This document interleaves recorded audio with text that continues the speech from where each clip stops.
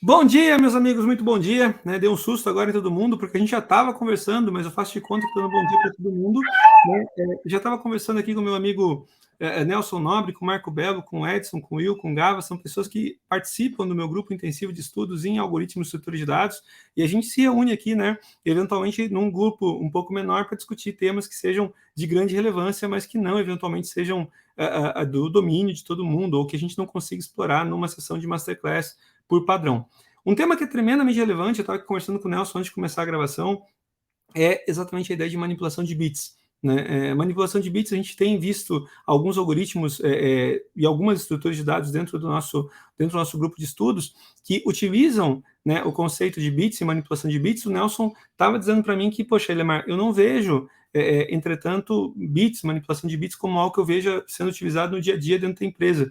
E aí eu vou dizer para você, Nelson, que eu não sei, tá? Eu não sei se as pessoas não utilizam tanto porque não acham que seja assim tão relevante, ou não utilizam tanto até porque não conhecem e sabem que pode utilizar. Ou pior, né? Estejam utilizando, mas não saibam exatamente que estão fazendo isso.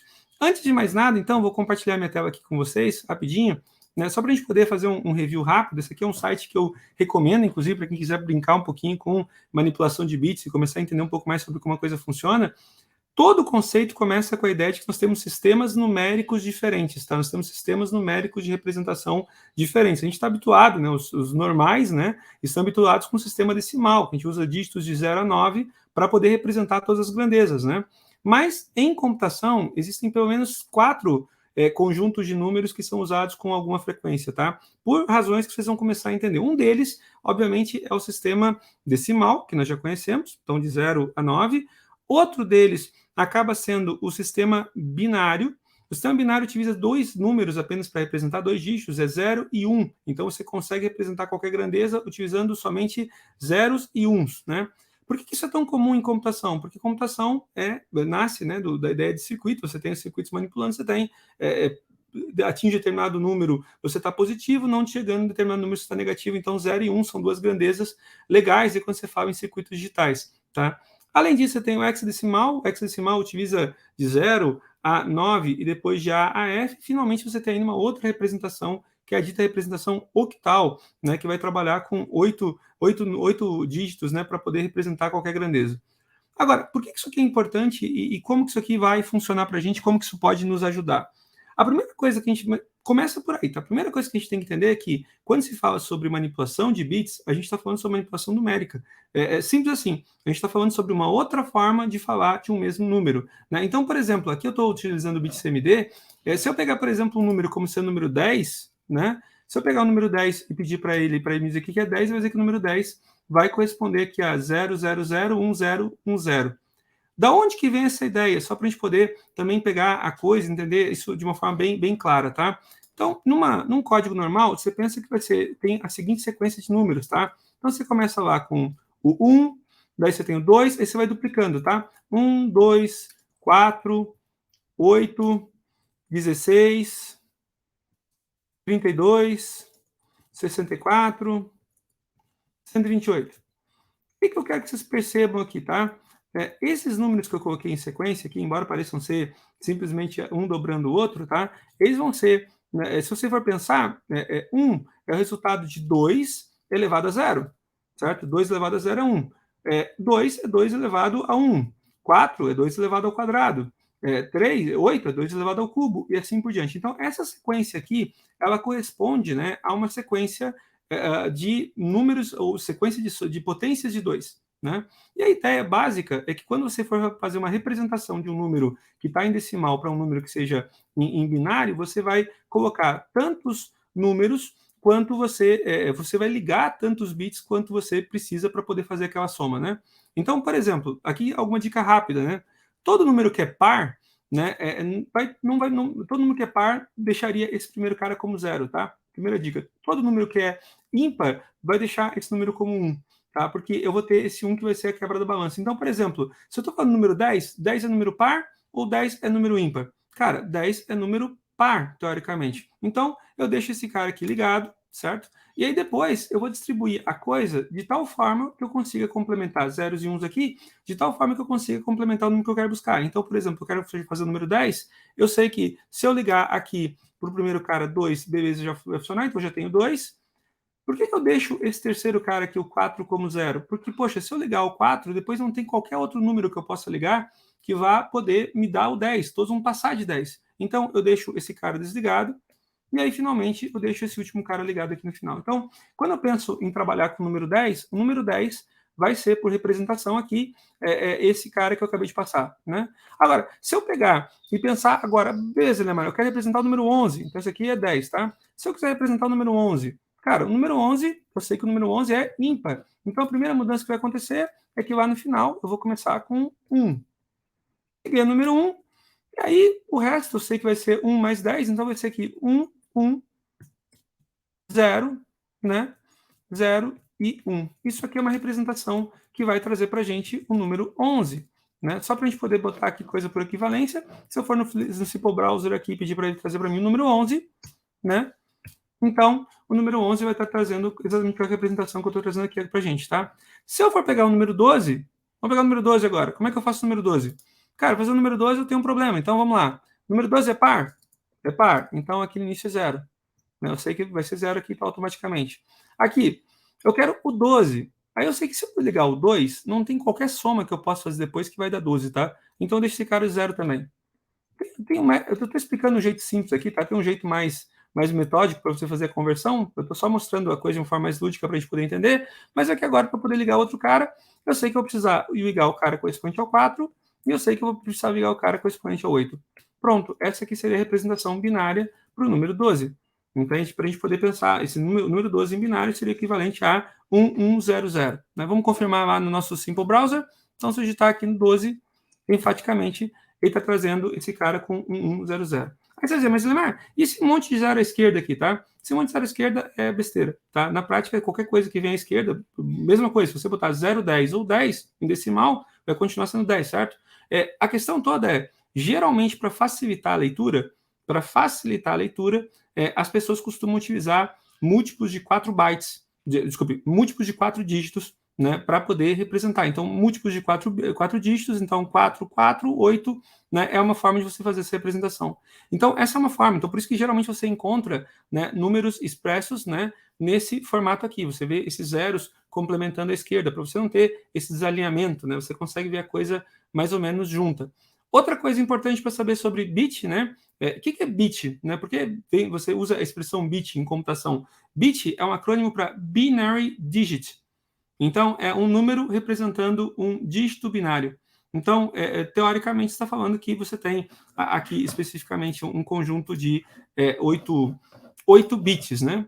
Aliás, em computação, a gente sabe que a gente tem estruturas para poder armazenar dados que são, de novo, por contagem de bits. Né? Então, quando você mede a capacidade de armazenamento de um determinado dispositivo, você parte do pressuposto de quantos bits ele consegue armazenar. O bit também é utilizado como fluxo, né, de informação. Então, você diz, eu vou transferir tantos bits. Só que bits trabalham com grandeza. Né? O primeiro agrupamento óbvio de bit é um cara chamado byte. Né? E o byte é exatamente um conjunto de 8 bits. Então, quando você consegue juntar 8 bits, você forma o que se chama de um byte, como unidade de armazenamento, unidade de tamanho aí de armazenamento em sistemas de computação. Quando você pega, por exemplo, 1 kilobyte é, por definição, 1024 bytes.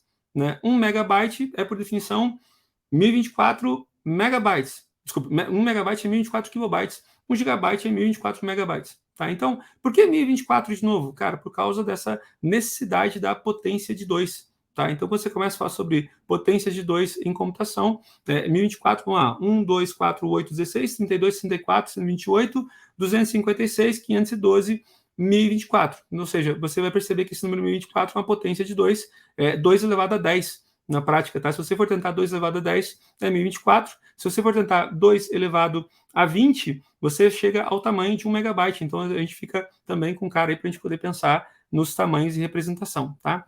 Então, esse ponto aqui é um ponto interessante, é um primeiro ponto que eu queria trazer para vocês, e eu acho que vocês aí conseguem entender. Então, a primeira questão para a gente pensar é, cara, para começo de conversa, quando a gente fala sobre matemática binária, a gente está falando de outra forma de representar números, tá? Quando a gente fala sobre armazenamento em sistemas de computação, por isso que tem toda essa identificação com bits e bytes, então você converte impulsos elétricos, né, em números 0 e 1, né, e aí você consegue trabalhar com alguma lógica, né? E aí nós temos, de novo, múltiplos de armazenamento para esses caras aí. Quando a gente pega os tamanhos dos arquivos, a gente combina bits. A gente está muito acostumado com a ideia de, por exemplo, salvar um arquivo texto, com a ideia de salvar, por exemplo, uma sequência de caracteres, né? Mas cada caractere é, por definição, uma convenção, né, de uma sequência de bits. Então, a sequência de bits, ou uma sequência de bits em base à forma de representação de dados mais fundamental que você tem quando você trabalha com sistema de computação, tá? E aí você começa a pensar o seguinte, por exemplo, por convenção, então, você vai dizer quantos bits você está utilizando e você utiliza toda uma série de convenções para poder determinar padrão. Por exemplo, em C Sharp, em Java também, números inteiros são ditos números com 32 bits, certo? Aí você começa a dizer, bom, beleza, então números inteiros são números com 32 bits. Se você pegar, vamos pegar aqui, por execução aqui, vamos tentar nosso programa em C Sharp aqui, deixa eu fazer aqui, console.writeLine, um int 32. O que é esse int 32? 32 é no que eu tenho até 32 bits para poder representar. Então você vai ter lá, por exemplo, eu quero ter a informação do maior valor possível para um int 32. Deixa eu pegar e executar esse código aqui. A gente vai chegar no final das contas, né? Tipo, deixa eu executar, run, né? Tá aqui executando, então eu sei que o maior valor para o int 32, né? Aí você dizer, cara, o maior valor que eu tenho com o int 32 é esse número bonito aqui embaixo. Beleza, é um número grande.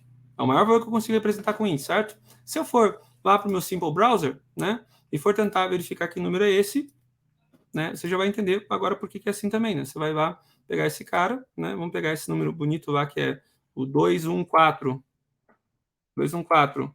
748 364 7. Esse é o número grande, tá? É o número máximo que você consegue apresentar com uma variável int, né? Então, você pegar esse cara, você vai perceber o que de curiosidade aqui, tá? Deixa eu diminuir a janela do navegador. Você vai ver que, basicamente, esse cara é um cara onde todos os bits estão ligados, exceto o último bit. Né? Você percebeu, o bit mais à esquerda, né? Então, todos os bits estão ligados, e aí você tem, então, todas essas combinações aqui, né? Então, entre ligados e desligados, permutando todas as possibilidades dos últimos 31 bits, você tem uma indicação de qual é o valor máximo, né? Que um inteiro pode chegar em termos positivos. Aí você vai dizer o seguinte para mim, beleza, Lemar, e o que acontece se eu quiser, por exemplo, por que esse cara aqui no início é o sinal, é um cara que está negativo, tá zerado, né?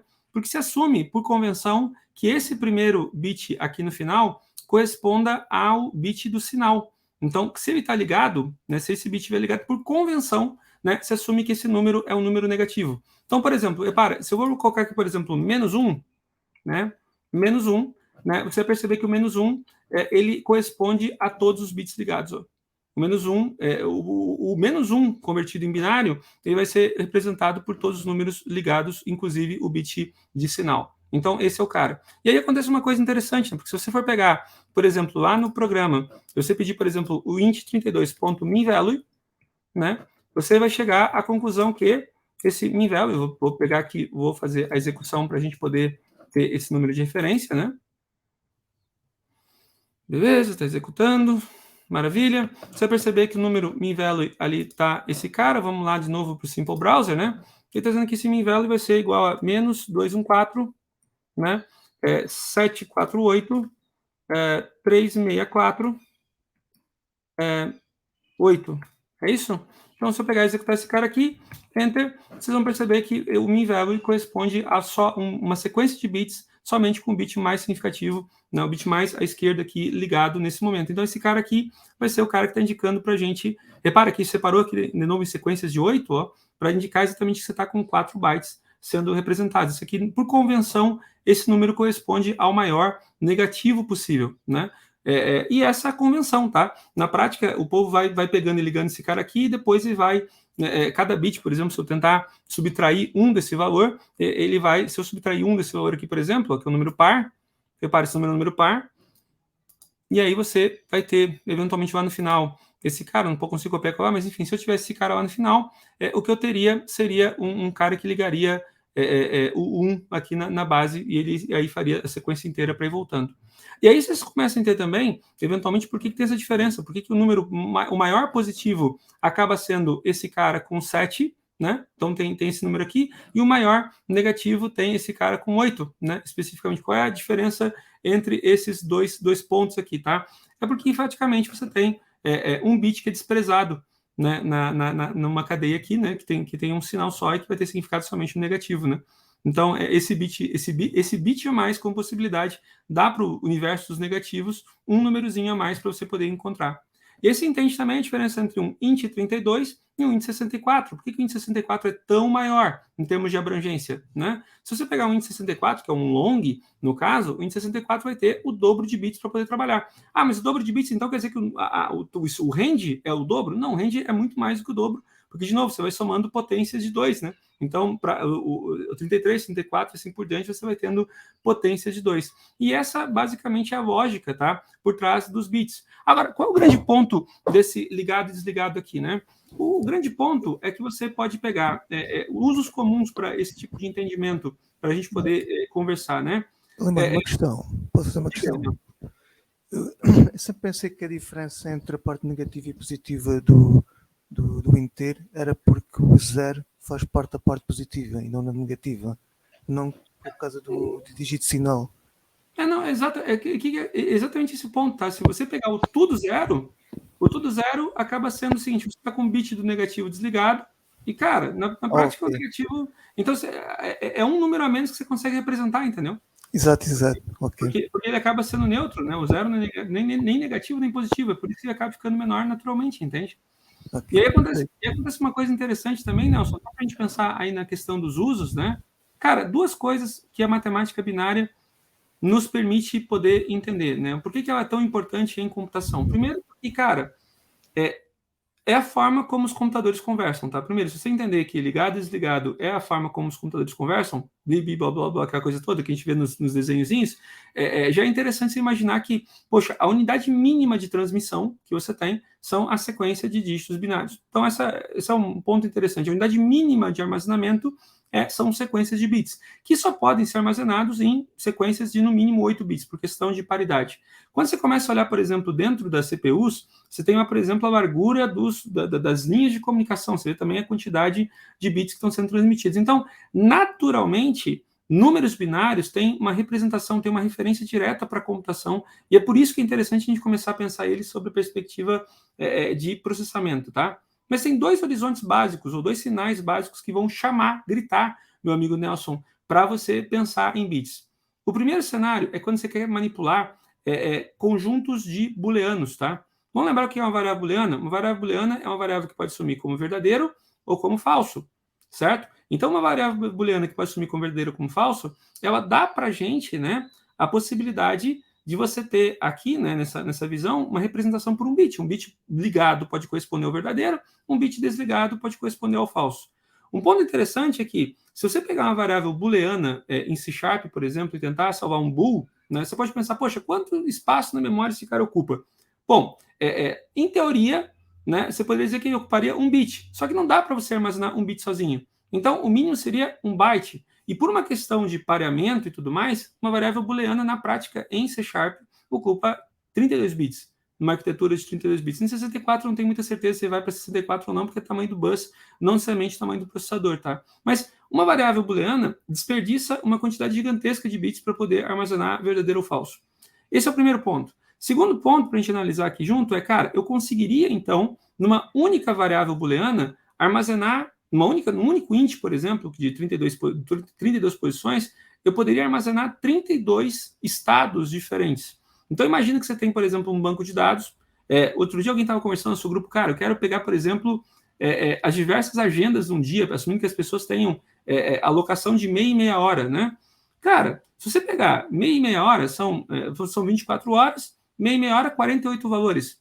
Cara, 48 valores, você consegue armazenar o status de tá ocupado ou não tá ocupado em 48 bits, cara, você precisa de um long. Se você tiver uma variável long, que tem 64 bits, você consegue usar, por exemplo, os primeiros 48 bits para poder fazer o ligado e desligado para cada uma das horas. Ou seja, num banco de dados, no lugar de ter 48 colunas, cada coluna com true ou false, você poderia ter tranquilamente uma única variável, um único espaço, ocupando aí 48 bits, um único long nesse cara, seria suficiente para armazenar toda a brincadeira. Você não precisaria fazer todo o jogo para ter todos esses caras ligados, para poder ligar o verdadeiro ou falso a partir desses pontos.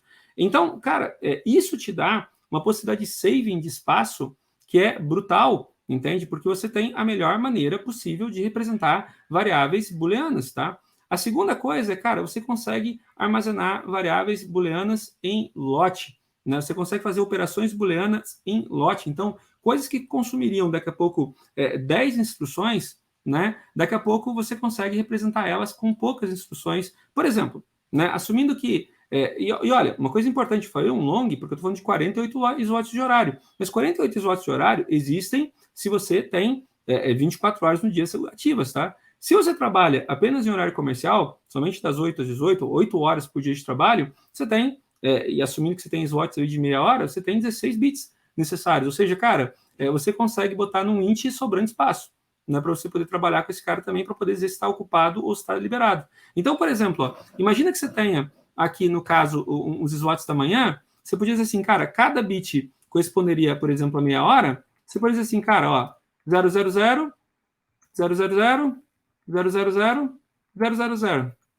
Que não está aparecendo a tela. Oi? Não está aparecendo a tela. Eu sou um cara que faço tudo para complicar a vida das pessoas. Deixa eu botar aqui de volta, né?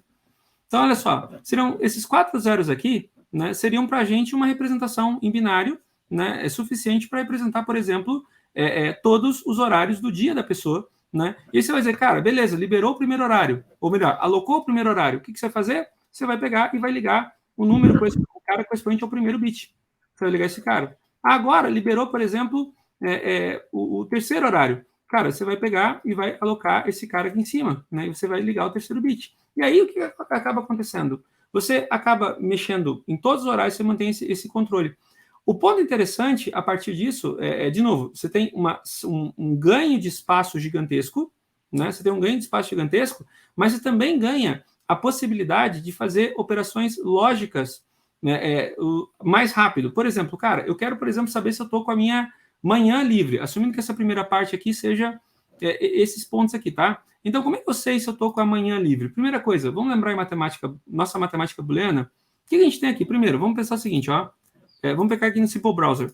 Cara, eu tenho o número 1 e tenho o número 1 é 01, o número 2 é 10, certo? Então, o que acontece? Eu posso tentar aqui, por exemplo, dizer que eu quero fazer 1. Como é que eu posso saber, por exemplo, se eu estou assumindo que esses 4 primeiros bits sejam os bits correspondentes ao número... Que os 4 primeiros bits sejam os bits correspondentes, por exemplo, ao número... amanhã, por exemplo, que sejam as primeiras 2 horas de trabalho lá, né? Então, cara, se eu quero saber todas as horas de manhã de ligado, primeira coisa, deixa eu só confirmar aqui, é 255, né? Se eu pegar aqui 255, certo? Eu tenho 255 corresponde a 8 bits ligados, porque 255 binário é tudo 1.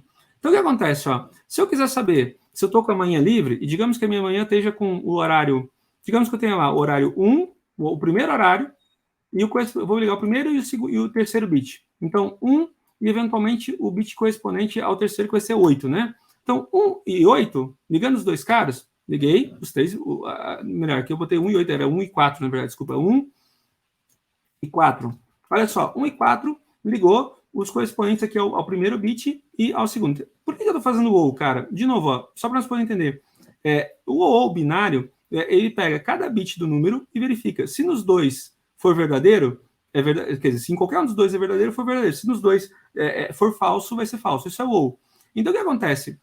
Digamos que eu tenha lá, que a minha alocação da manhã, nesse momento está ocupando o 1 e o 4, que nesse momento corresponde a 5. O que eu preciso saber para saber se eu tenho, por exemplo, um número diferente? É só pegar esse cara e fazer uma comparação com E para manhã inteira cheia e verificar se o número que vai ser resultante disso vai ser um número diferente de 0. Olha só, quando eu faço essa operação, opa, acho que ele não consegue fazer aqui, 5 e 255. Aqui vai, ó. 5 e 255. O que acaba acontecendo, ó? Quando eu executo um E dessa operação, cara, o que acaba acontecendo, ó? Eu estou fazendo o E para todos os bits, só vai ficar ali como resultado ligado aqui o correspondente aos bits que estão ligados. Então, consequentemente, para eu comparar, eu quero saber se amanhã está livre. Cara, amanhã está livre significa eu ligar, fazer a comparação para ver se com os bits com 255, se esse número for diferente de zero, amanhã não está livre, tem horário ocupado. Entende? Se amanhã estiver livre, eventualmente o que acaba acontecendo? Eu vou ter todos os números vão ser igual a zero. Né? Então isso aqui vem por comparação e fica igual a zero. Vocês querem ver um lugar onde vocês usam isso já em C Sharp, por exemplo, e não percebem, talvez? Quando você cria em C Sharp uma enum, você diz assim, cara, você pode ser, por exemplo, flags. Vai fazer uma enum aqui. Enum, arquivo, né? Tipo, eu quero pegar, por exemplo, enum para dizer que eu quero positions. Isso quer dizer que eu quero pegar e apresentar esse cara de maneira ótima. Como é que você faz esse cara muito bem? Em C Sharp, no caso, você vai dizer que você vai ter left, right, front e back. E aí você pode pegar o left, right, front, back. Se você pegar aqui em cima e der a instrução que isso aqui são flags, internamente, o que o C Sharp vai fazer, né, com esse cara que está marcado como flag, é indicar que esses valores aqui vão ser representados como bits, tá? Então, deixa eu pegar aqui, eu acho que eu tô me perdendo com flag attribute aqui.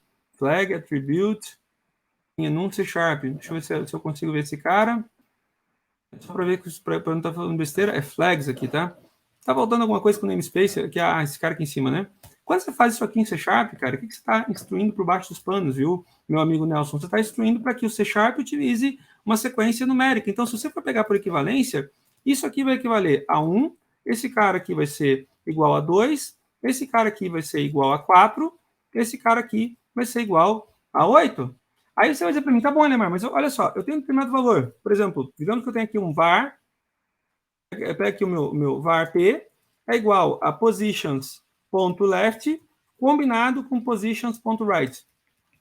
O que é esse cara aqui, tá? Ele está combinando binariamente, está executando o ou entre o 1 e o 2, né? Eu sei que o combinado entre o 1 e o 2, ó, só para a gente lembrar, o 1 com o 2 vai ser igual a ligar os dois bits, ó. Ele só ligou os dois caras, né? Aí você quer saber, poxa, eu tenho um valor, eu quero saber se esse valor está ligado. Cara, basicamente você vai dizer, cara, a partir desse cara aqui, você pode assumir que var k, var qualquer coisa aqui, vamos botar se p combinado com, aí é o e, né? Se por acaso o p for diferente, combinado com o, por exemplo, positions.left, for igual a positions.left, porque você vai manter ligado só esse cara, ou seja, se isso aqui for verdadeiro, quer dizer que esse bit está ligado.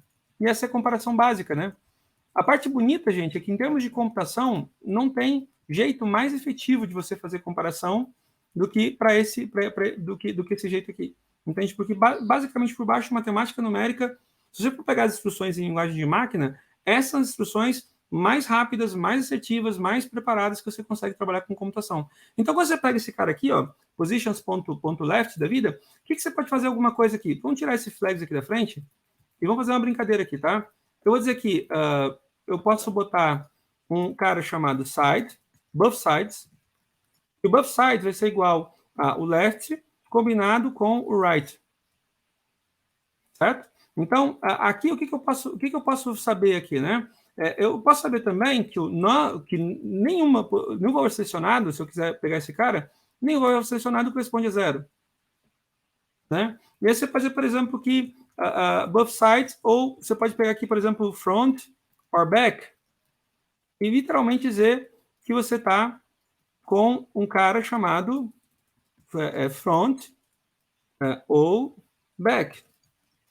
E aí no teu código, você pode começar a ter coisas mais interessantes, meu amigo Nelson, porque você pode começar a brincar o seguinte, você pode também dizer que tem todos, né? E que todos vai ser igual ao left combinado com o right, combinado com o front, combinado com o back, né? E aí você pode pegar e dizer tranquilamente alguma coisa assim, ó.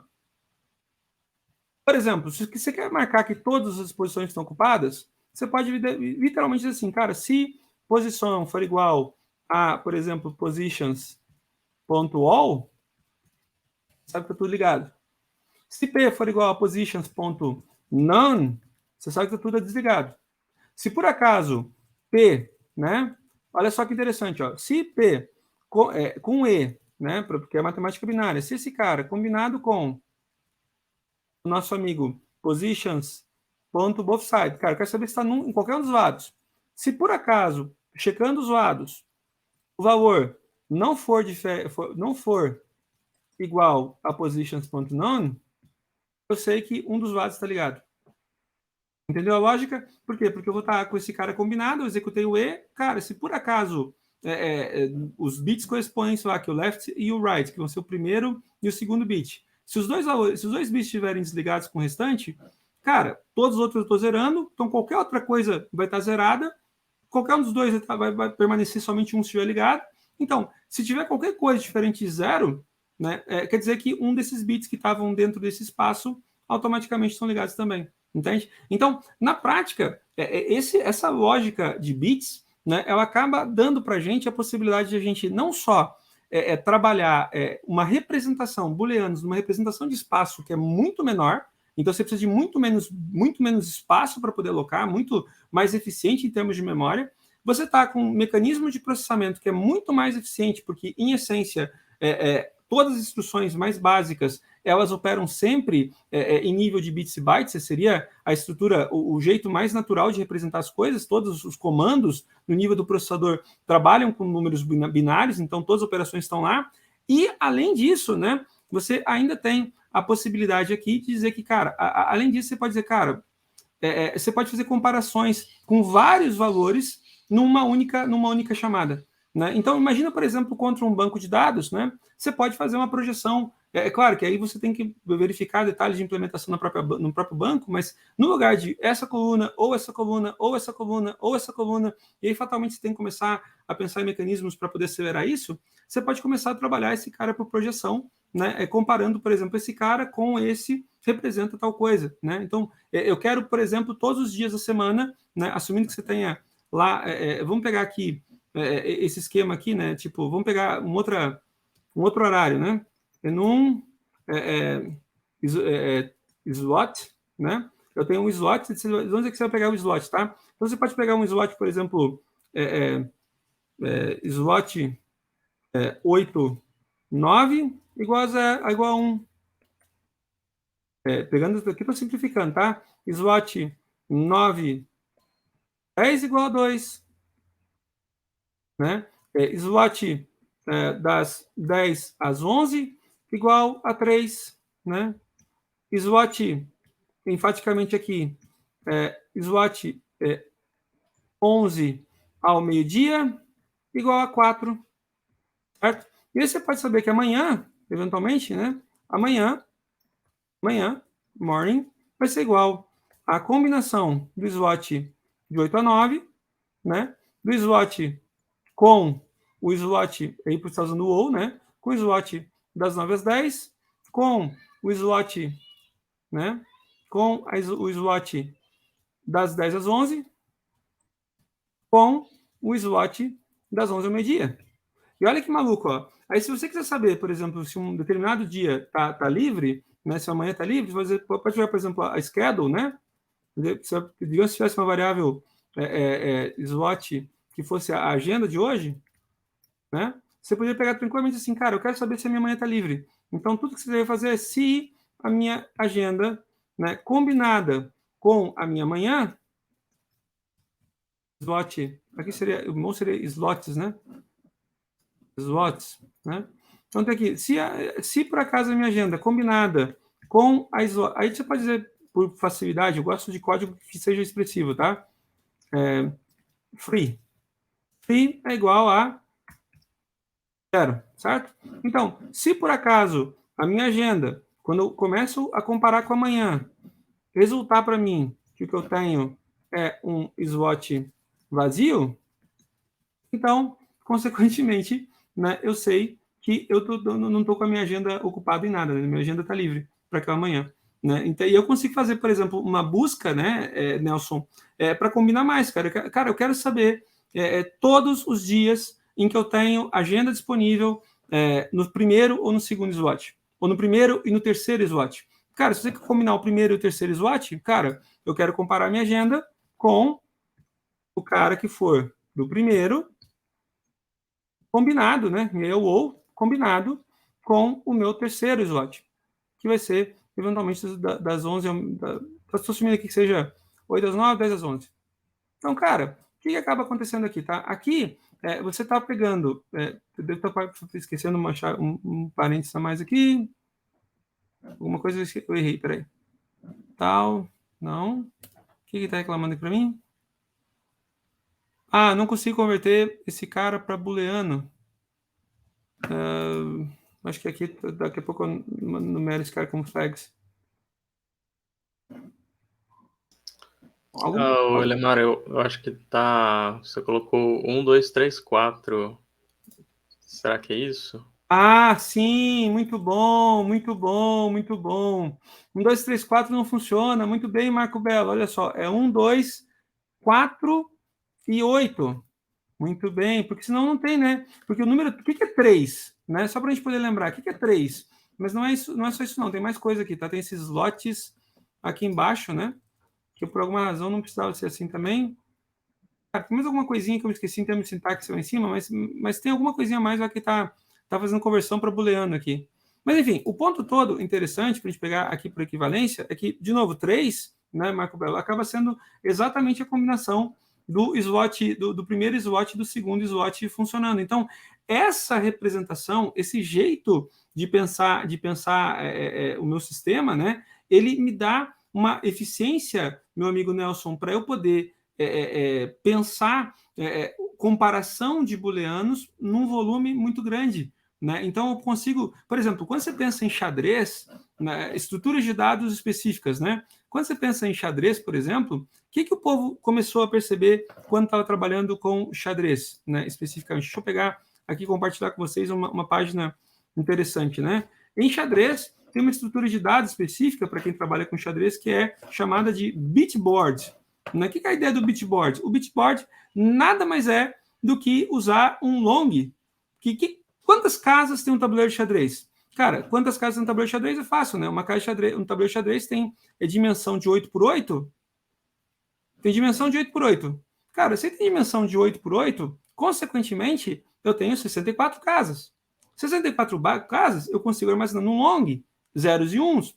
Então, por exemplo, eu consigo pegar e fazer um bitboard. Por exemplo, em algoritmo de xadrez, eu tenho, por exemplo, um bitboard para representar todas as casas que tem peça branca.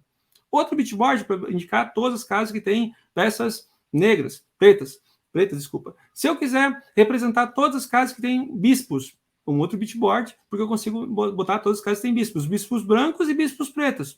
Eu consigo combinar eles. E aí, por exemplo, todas as casas ocupadas por peças brancas, são todas as casas onde estão as rainhas, mais todas as casas onde estão os bispos, mais todas as casas... Você junta todos esses caras, você tem todas as casas. Todas as casas ocupadas por peões brancos. Todas as casas ocupadas por peões negros, entende?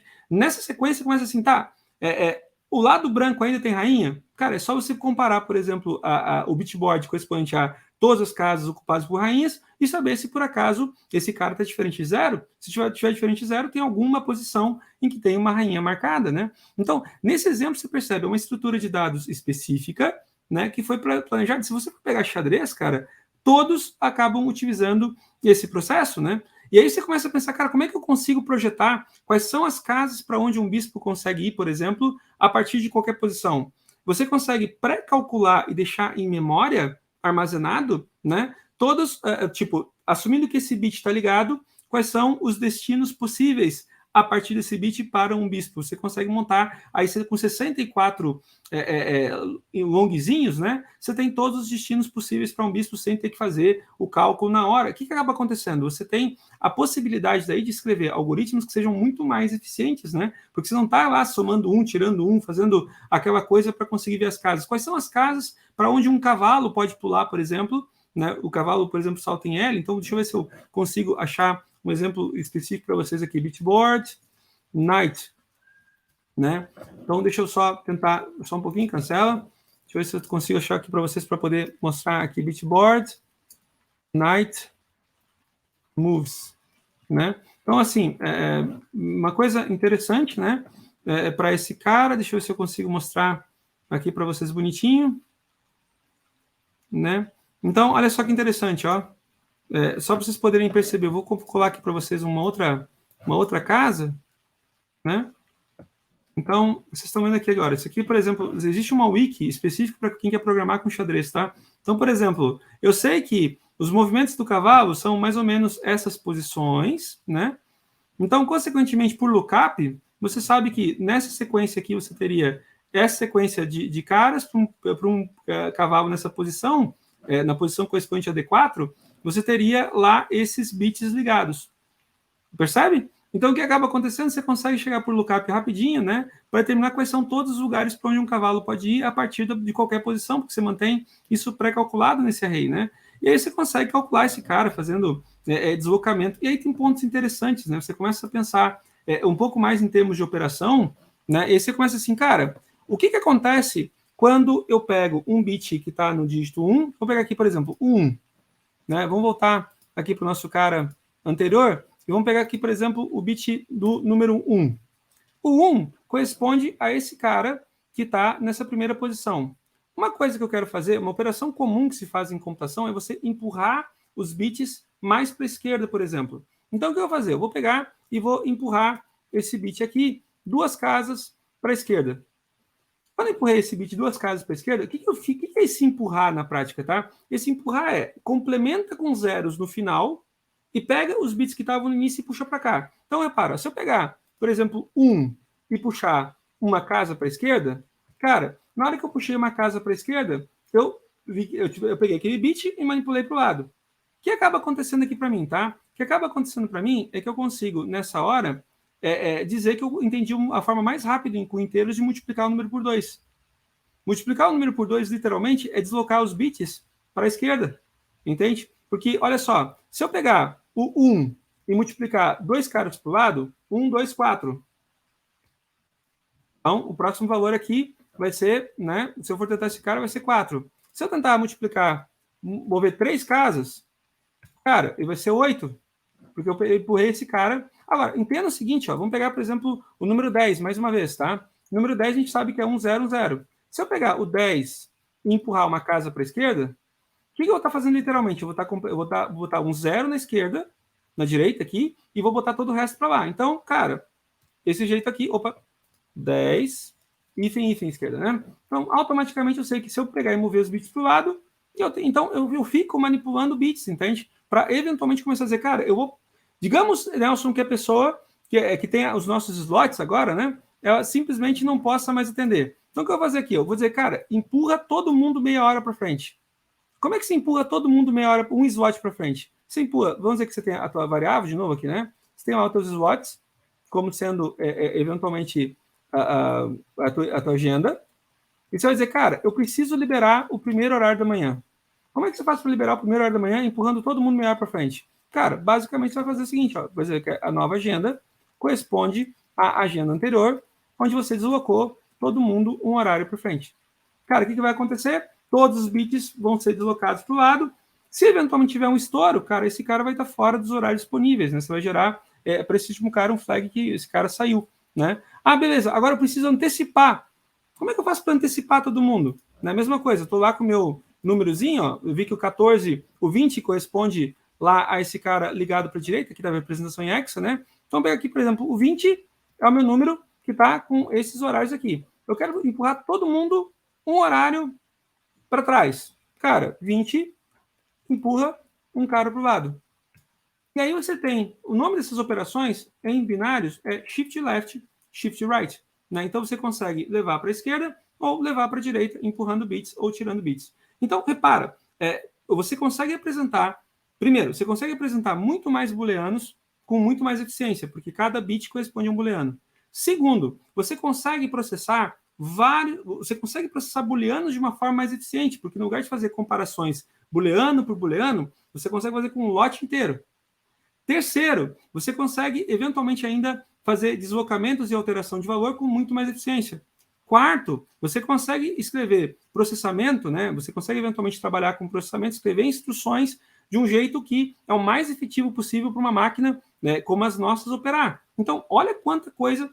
Quinto, você consegue eventualmente desenvolver estruturas de dados tremendamente inteligentes para poder fazer representação, por exemplo, como o Bitboard, que consegue fazer aquele cara. Vamos para uma sexta? O que acaba acontecendo, tá? A gente sabe, quando a gente estudou a tabela de Huffman lá, por exemplo, a gente percebeu que, poxa, de acordo, só para lembrar da nossa masterclass, tá? De acordo com a frequência que um caractere aparece, você estabelece para ele, em ordem de primazia, aquela sequência 0 e 1 para ter um número menorzinho, certo? Então você tem lá, por Huffman, você vai acabar tendo aquela sequência 0 e 1 para ter os números menorzinhos. Qual é a beleza do método de Huffman para a gente poder pensar aqui de uma forma geral, com 0 à esquerda, 1 à direita? A gente tem a masterclass no método de Huffman, a gente discute isso. Cara, se você tem, por exemplo, uma letra que aparece o tempo inteiro, o caractere mais frequente, você vai dizer que ele corresponde a apenas esse bit ligado, e você tem a indicação de que ele é o cara que, quando você encontrar esse bit, é ele direto. Então, você consegue, por exemplo, no espaço em que você tem 8 caracteres, você não precisa de representação completa, você monta uma tabela de equivalência, você vai conseguir encontrar esse mecanismo de compactação, né? Você pega esse cara aqui, vai na tabela e recupera esse cara para poder integrar. O método de Huffman em si, a compressão do método de Huffman, ela se baseia na ideia de, cara, pela frequência, eu consigo ver qual é a menor quantidade de bits que eu for utilizando, e quanto maior, ou melhor, quanto menor a frequência que eu conseguir trabalhar, mais bits eventualmente eu vou estar trabalhando para poder acrescentar. Então, a compressão de Huffman é basicamente, cara, pega o que se repete mais, aquilo que se repete mais, você usa menos bits, e aí você combina esses menos bits para poder salvar em menos bytes, cara. E aí você tem um potencial, né, de compactação tremendamente alto. Né? O que é compactação disso para mim? Cara, eu não vou usar os tradicionais bits todos que eu precisaria para representar aquele caractere, eu represento aquele caractere de uma versão muito mais curtinha, e eu uso, quanto mais vezes um determinado item aparecer no arquivo, maior vai ser, ou menor vai ser a quantidade de bits que eu vou estar utilizando para representar. E assim, operações são várias, tá? Aí você começa a testar algumas operações meio lógicas, né? Por exemplo, eu tendo, por exemplo, um número como, por exemplo, o próprio 10, né? Como é que eu pego e libero o primeiro horário? Eu quero desligar o primeiro horário, né? Aí você vai começar a fazer algumas comparações, tipo, assumindo que eu tenho 10, como sendo o número binário que eu estou representando, eu quero desligar o primeiro bit. Aí tem algumas formulazinhas que em computação você vai acabando descobrindo, e daí a gente pode gastar alguma energia para aprender isso, que é tipo 10 combinado com 10 menos 1. Você sabe, em matemática, não vou entrar no método, mas isso aqui é uma formulazinha, tipo, é o elemento menos combinado com E para o elemento menos 1, para o próprio valor menos 1, esse cara aqui, e automaticamente, deixa eu ver que eu acho que é 10 combinado com 10 menos 1. Deixa eu fazer 10 menos 1 aqui, acho que não faz a avaliação de interpretação, então deixa eu botar aqui 10 combinado com 9, né? Então, 10 combinado com 9, você vai automaticamente desligar. Olha que maravilha, você desliga o bit menos significativo, né? Então, você quer, à medida que o dia for passando, você quer ir desligando os bits, cara, agora eu vou fazer o seguinte, o representante agora vai ser 8, né, que é o número resultante, combinado com 8 menos 1, que é, no caso, 7. Então, 8 combinado com 7, eu sei que eu vou ter desligado o último bit. Então, você pega o valor menos 1, e você vai... Cara, qual é o jeito mais fácil de ir desligando bits? Dessa forma. Aí você começa a entender que também você tem operação de não, né? Por exemplo, cara, olha só, eu estou com todas as manhãs, vamos pegar aqui por referência, tá? Vamos pegar 1 mais 2, 3, mais 4, 7, mais 8, 15. Então, eu sei que 15, por exemplo, a nossa representação seria a manhã inteira ocupada. Cara, eu quero inverter, tá? Eu quero fazer com que a parte da manhã fique livre, né? E a parte da tarde fique... Eu quero fazer a inversão dos horários, cara, tá? Por alguma razão, que está liberado, eu quero que fique livre, que fique ocupado, e que está ocupado, eu quero que fique livre. O que você vai fazer? Você vai fazer uma operação de não. De novo, é não binário, né? Então, você está dizendo, cara, eu quero o não do 15. O não do 15... né? O não do 15... É que aqui tem um problema sério, né? Tipo, não é só o não do 15 porque eu tenho... não é só o não do 15 porque eu tenho que ligar, não posso ligar a outra parte lá depois, né? Que são esses caras aqui na frente depois, né? Que são esses outros horários, porque representa que esse cara aqui, por exemplo, é um número de 32 bits, né? Então, como tem 32 bits, quando eu botei o não com 15, cara, eu ignorei que tem todos os outros zeros da sequência aqui depois, tá?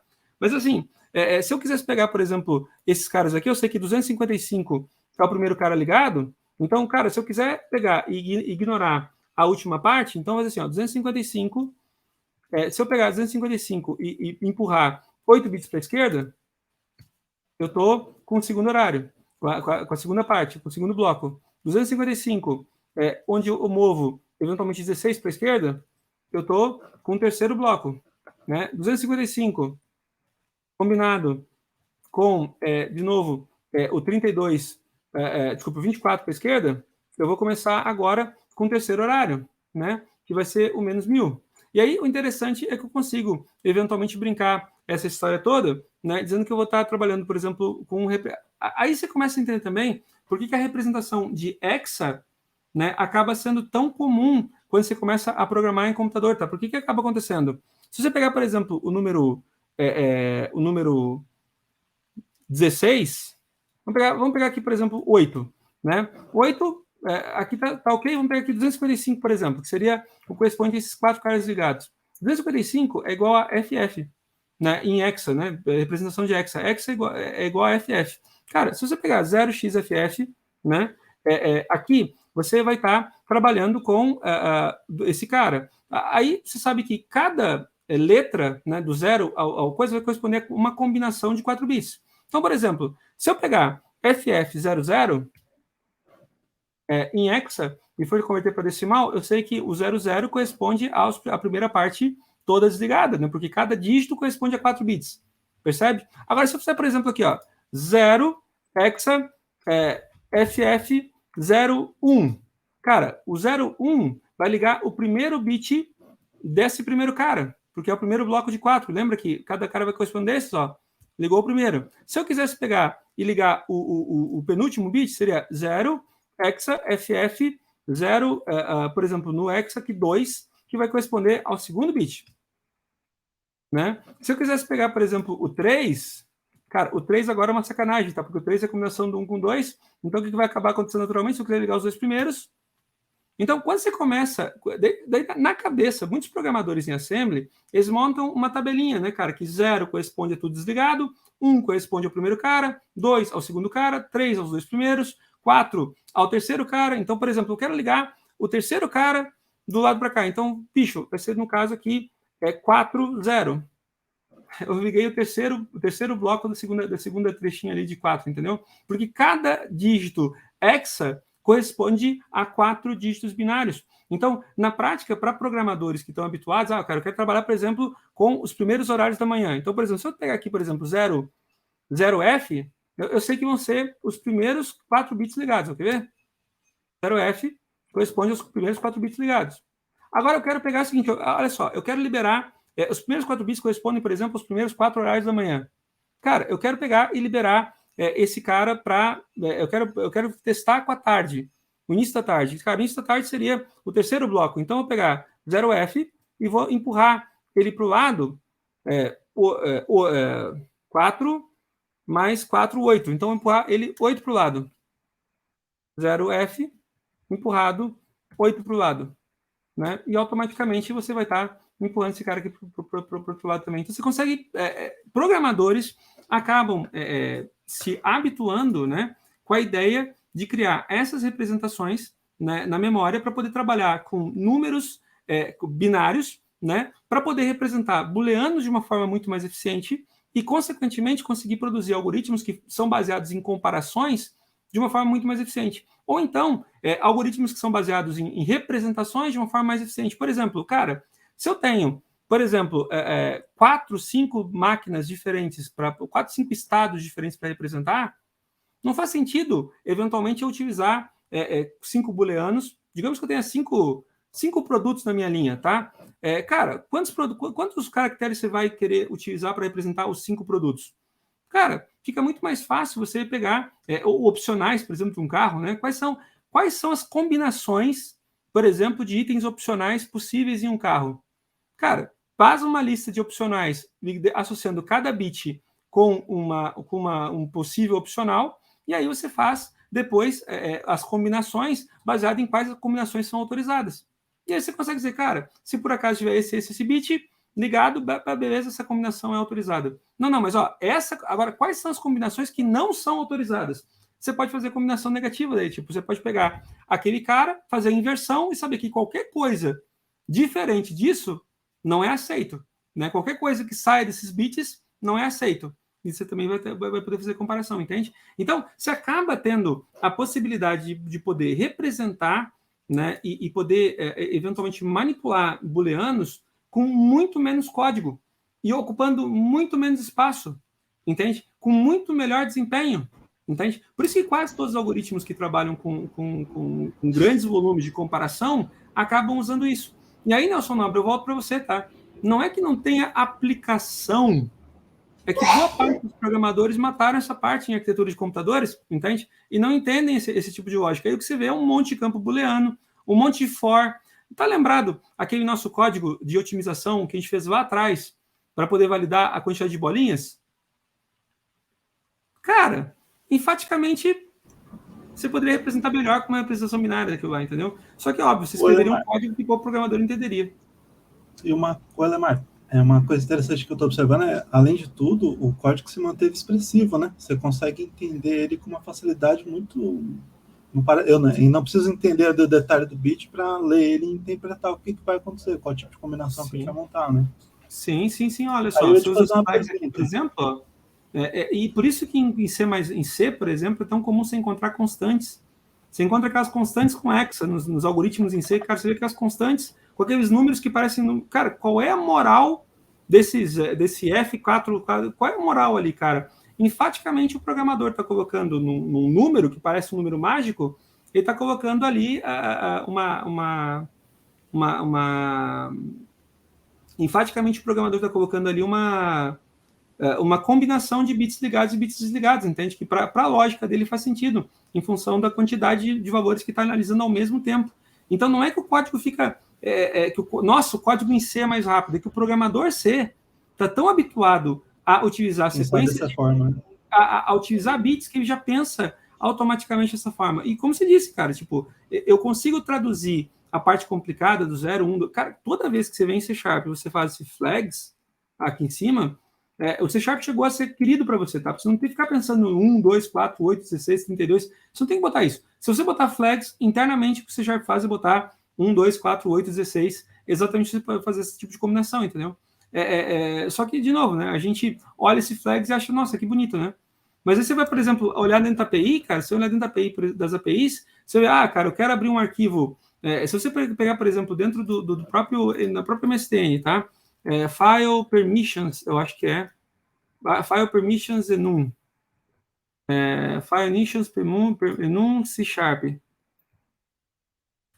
Acho que é File, não sei se é File Access, né? Acho que é File Access que é o cara para quando você vai trabalhar com enum, né? Cara, o que acaba acontecendo, ó? Se você for olhar aqui esse cara, né, deixa eu até compartilhar aqui com vocês para vocês poderem ver como a coisa está presente na nossa vida, não necessariamente a gente percebe, ó. Se você for aqui, por exemplo, olhar dentro do .NET, cara, aqui agora eu não sei se eu vou conseguir. Por alguma razão aqui dentro do VS Code ele não está carregando esse cara. Deixa eu pegar aqui e tirar esse compartilhamento e botar outro para vocês, né? Então vou interromper o compartilhamento aqui, só um segundinho.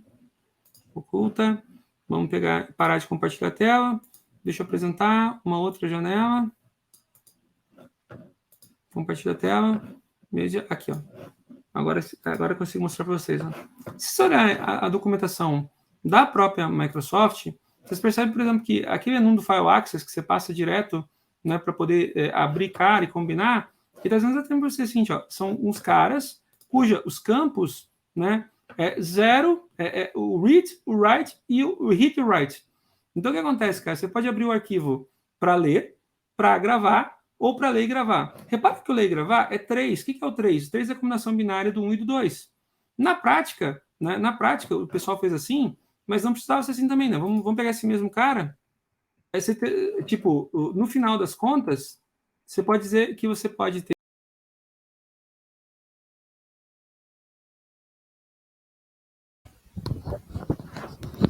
Acho que fechou a janela da partilha pela memória.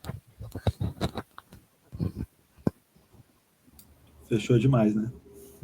Acho que sim. Deixa eu estava errado. Voltei. A pessoa que saiu não sabe usar computadores, né, gente? Desculpa aí, que bom que vocês ficaram comigo, mas olha só, que bom que vocês não saíram. Não, mas deixa eu compartilhar rapidinho com vocês, estou avisando que o pouco está terminando, porque já são 12h22 aqui. Mas olha só que interessante, ó. Se você pegar dentro do VS Code, por exemplo, né? Deixa eu só compartilhar de novo com vocês a janela aqui, para vocês poderem abrir a aba, né? Cara, a pessoa não sabe nem usar computador mais e quer ainda ensinar em grupo de estudo, mas vamos lá. Compartilha a tela. Deixa eu pegar... Aqui, caramba, Mac, me ajuda. Me ajuda que senão eu perco o sorteio do bife, né? Você pega aqui, por exemplo, nosso código aqui em C#, né? Cara, isso aqui pode ser tranquilamente como algo do tipo var permissions igual a file access.read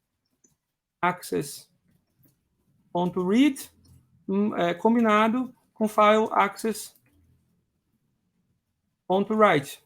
Cara, no passado, meu amigo Will, era assim que você fazia, né? Aí a Microsoft disse, cara, toda hora os caras estão usando o file access.read e .write, porque tem os dois. Então o que ela fez? Ela botou no próprio anúncio read and write. E não mudou nada em termos de compatibilidade, tá? Porque por baixo dos panos continua sendo o mesmo 3, que já era antes, é só um cara... Super sintaxe dos caras, então, basicamente. É só um açúcar sintático para você poder exatamente ter esse tipo de facilidade, entende? Então, você consegue, né, no final do dia, ter um código tão expressivo quanto, só que, assim, na prática, é você parar de usar booleano, né? Ou parar de pensar numa classe. Cara, como é que você faz? Você faz aquela classe do caramba com 500 arquivos, com 500 campos mais ou menos de true ou false. Para de pensar nisso e começa a pensar, cara, bota um campinho só e bota um enum combinando.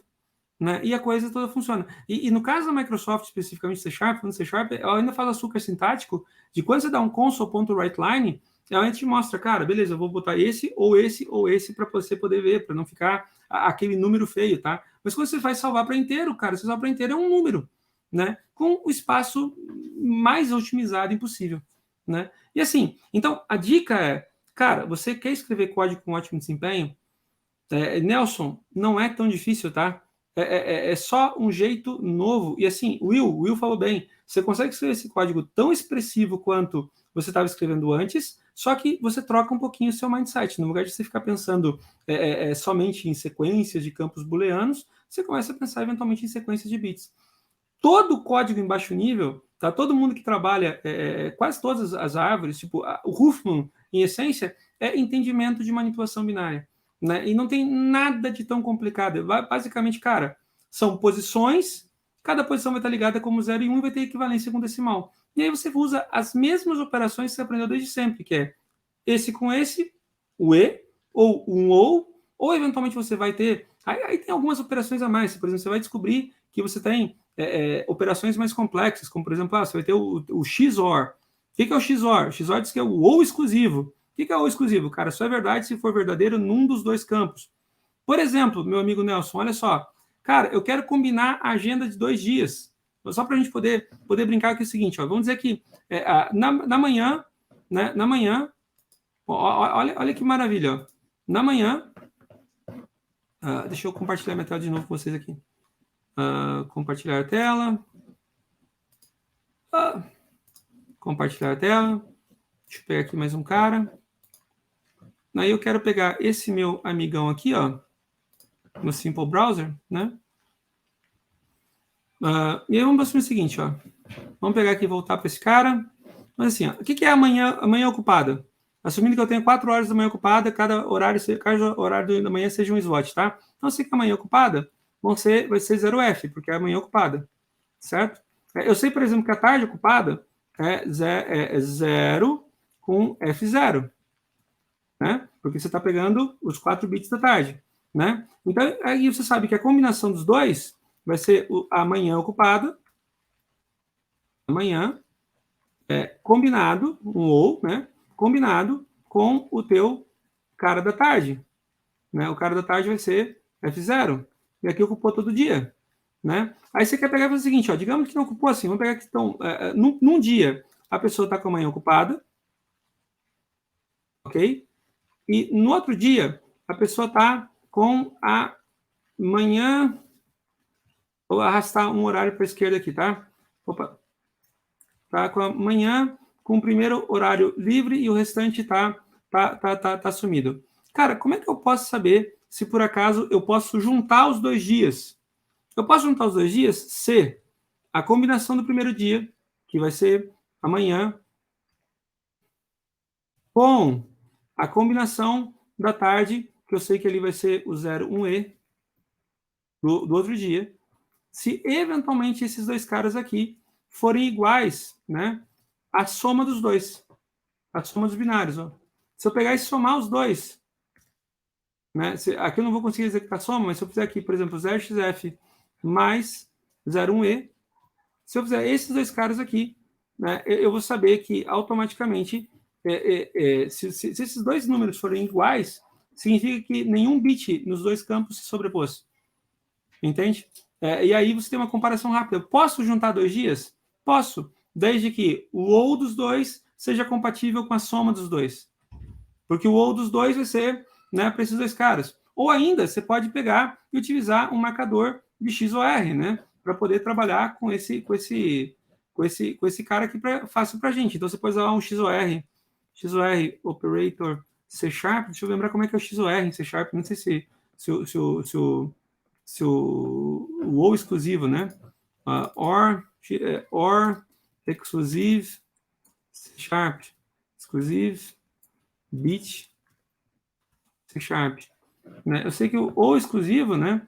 O ou exclusivo vai acabar sendo igual a, deixa eu ver aqui, or exclusive, o exclusivo vai ser igual ao setinha.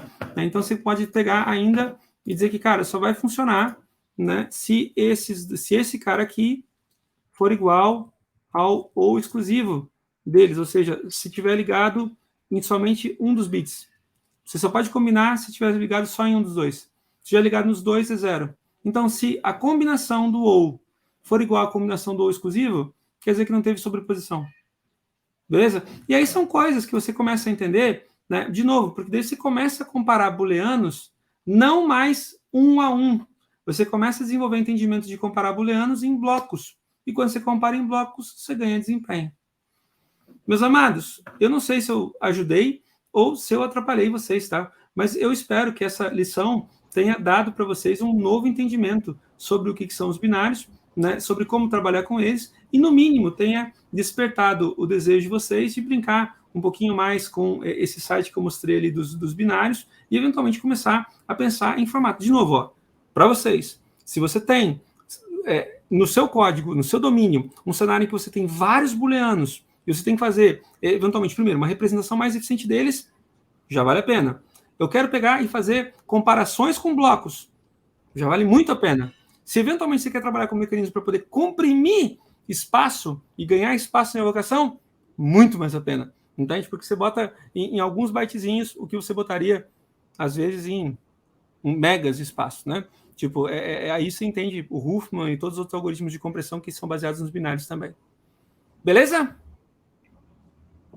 Muito bom, Elamar. Muito bom. Muito bom. Elamar, eu fiquei com uma pulga atrás da orelha. Quando eu estava trabalhando num projeto referente à parte de geolocalização, e eu vi que muitas representações estavam sendo feitas em hexa mesmo. Só que, obviamente, isso são por conta eu imagino que é pela ligação entre os pontos mesmo, igual você exemplificou ali, né? Mas pensa comigo, quando você pensa em geolocalização, o que você faz? Você divide o mundo em regiões, certo? Exato. Basicamente, você vai querer saber se está naquela região ou não, certo? Estar naquela região Então, você estabelece uma posição no mapa de bits para cada região. E você diz que se aquela região está ativa, é 1. Se aquela região não está ativa, é 0. Beleza? Só que assim, sequências triplas gigantescas de 1 e 0 são difíceis de tratar, certo? Então, o que você faz? Você comprime para poder fazer uma representação em hexa. É só isso. Imagina, por exemplo, cara, que você tenha todas as cidades, todas as regiões de São Paulo, por exemplo. Você pega São Paulo e monte São Paulo num grid de 64 bits. 64 grandes regiões. Exemplo, tá? Cara, o que você faz? Você pega lá a Zona Leste, a Zona Norte, você pega todas as regiões e cada parte das regiões você bota lá um bit num mapa de bits equivalente. Cara, basicamente você faz esse cara e você tem então um bit ligado para dizer se tá válido naquela região ou desligado se não tá válido naquela região. Aí você quer dizer assim, cara, eu quero fazer uma comparação seguinte, ó. Todos os produtos que estejam disponíveis para a Zona Norte e para a Zona Leste. Você combina o bit da Zona Norte com o bit da Zona Leste e faz um OR com todas as suas operações para comparar, pronto. Né? Você não tem que... Imagina em termos de determinar, por exemplo, regiões que são atendidas ou não são atendidas rapidamente, cara. Você determina lá qual é o bit correspondente da posição e faz um select rápido para todos os produtos de oferta. Então você pensa assim, cara, essa oferta da Telefônica, por exemplo, está disponível para as regiões tal. Telefônica, TV a cabo, o que for. Essa oferta é disponível para a região tal. Cara, geralmente como é que você pensa de um jeito menos eficiente? Um campo para cada região, e aí Deus o livre fazer a combinação, daí você pensa que cara, é aquele select dos infernos que você vai lá, olha o problema do banco de dados. Cross-join com 50. Você tem que fazer um select dinâmico para ir combinando os ORs conforme o número de... Tipo, eu quero ligar essa região, você vai botando um OR, e você quer fazer um select dinâmico. Qual o problema disso? Horrível para o banco. Por quê? Porque o banco não consegue otimizar essa consulta, não consegue usar nada do gênero. O que você faz? Esquece tudo isso, bota tudo no mapa de bits e nunca mais você muda o teu select, tá? Você deixa o teu select pré-computado como story procedure do lado do banco, tá? Não tem que compor OR novo, tá? Não tem que combinar ORs. Você usa esse cara e utiliza ele na hora de fazer um filtro. O teu SQL vai ser sempre o mesmo. O que vai mudar vai ser a composição dos bits. E aí o que acaba acontecendo, cara? Você vai no código...